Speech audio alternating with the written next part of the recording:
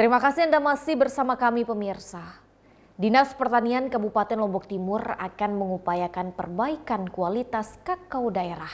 Untuk itu pemerintah akan mengupayakan perubahan varietas bibit kakao serta telah mengusulkan program intensifikasi dan permajaan di 150 hektar lahan tanam kakao.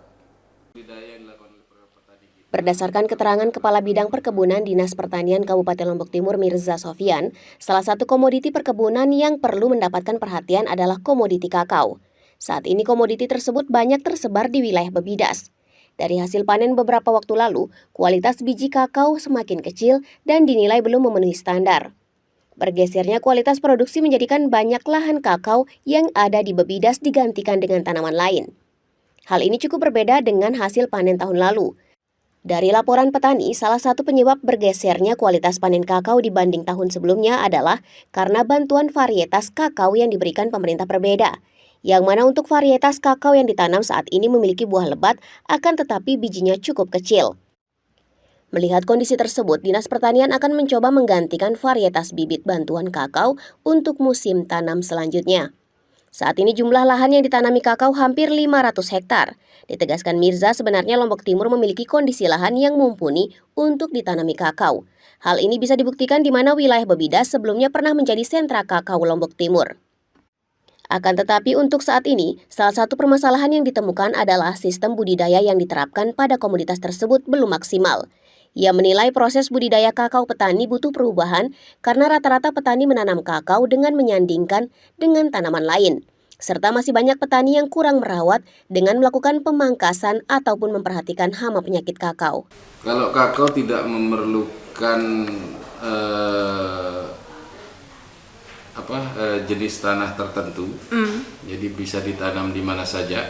Jadi hanya saja memang dalam sistem budidayanya itu yang paling menentukan.